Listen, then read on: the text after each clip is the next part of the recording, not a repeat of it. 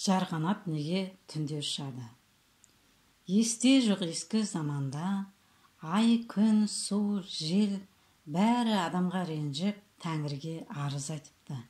Алдымен күн шығып, уа жасаған, мен таңертең тұрам, кешке дейін адамға қызмет қылам, тіршілікті түлетем, жердің бетін жібітем, нұрымды шашып, жасыл желекті гүл етем. Бірақ адамның маған алғыс айтқанын көрмедім, көңілді реніш басып, өкпелі шерге ендім. Маған демалыс бер, тынығайын депті.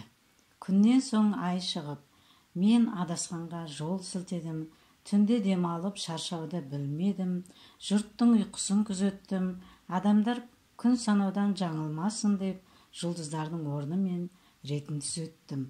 Бірақ адам мені көзіне ілмеді, менің осы ісіме алғыс айтуды білмеді. Мен де біраз тынығайын, демалыс бер депті. Айдан соң толқындатып су келеді. Ол да Тәңірге арыз айтып бүйдеді. Уа жаппар ием, мен де әділдікті сүйем, адамның тірлігіне күйемін. Ой қырын кезіп даланың, дамыл көрмей ағамын. Жердің шаңын жуамын, елдің тәнін жуамын. Сусаған шөлін басамын, сайдан сайға асамын. Бірақ адам осы ісіме алғыс айтпайды, осынысы көңіліме жақпайды. Рұқсат етсең тынығайын дейді. Судан соң өкпек жел келді. Ол да адамды сөгіп желеді. Мен дамыл көрмей ел асам, бел асам, орларды үңгеймін, орманға сүңгеймін, даланы шарлаймын, теңізді барлаймын. Өлкемді төтелеймін, желкенді жетелеймін, толқынды ойнатамын. Бұлтты қуып жерге жауын сыйлаймын, елге зәуім сыйлаймын. Егер мен болмасам, адамзат аптап ыстыққа шыдамас еді, бастарын бірге құрамас еді. Мен самал болып есемін, сағым болып көшемін. Бірақ алғыс алған күнім жоқ, сондықтан да мұңым көп дейді. Жаппар хақ олардың мұңын тыңдап, барша мақұлықты жинап, кімнің қандай ойы бар, әділін айтып мойындар деді. Ешкім ләм демеді. Кенет бір жарғанат ұшып келеді, ортаға шығып, көз жасын сығып. Уа жаппар ием, егер күніміз сөнсе, үніміз өшпей ме, жырымыз бітпей ме? Адамзат жер сипалап, аң біткен адаспай ма? Құс бағдарынан жаңылып, жарға соқпай ма? Гүл қуарып, жер суалмай ма? Ай батса ше, жыл мезгілінен адасып, теңіз ретсіз тасымай ма? Көл ретсіз көлкімей ме? Сапырылысқан тірлік орнап, саналы сәттен қолысып қалмаймыз ба? Су тартылса не болмақ?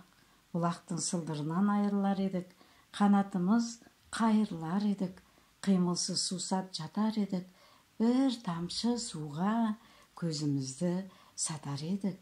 Жел тынса ше, бір жерден тұман арылмай, бір жерден тамшы табылмай, бір жерге бұлт үйіріліп, бір жерге суық шүйіліп, жылжымай жатар еді. Пенделерді аяй көр депті. Жаратқанға жарғанаттың сөзі ұнап.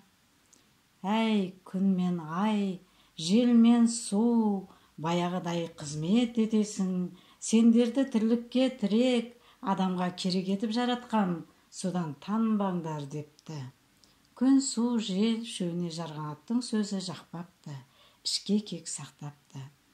Көзіме түссең күйдіремін депті күн, маған тап болсаң, дауылмен қуамын депті жел. Мен сені тұншықтырып, тереңге батырамын депті су.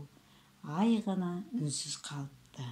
Жарғанат қатты сасыпты, қорқып құты қашыпты. Тәңірісі оған жаны ашып. Күн көрінбей көз байланған шақта, судан жырақта, жел кіре алмас тұрақта өмір сүресің. Аштан өлмес үшін қос емшек беремін. Бірінде сүт, бірінде су болады, соны ішіп күнелтесің депті. Содан бастап жарғанат күннің көзіне түспей қараңғыда шығыпты. Желден қашып үңгір мен қуыстарға бұғыпты.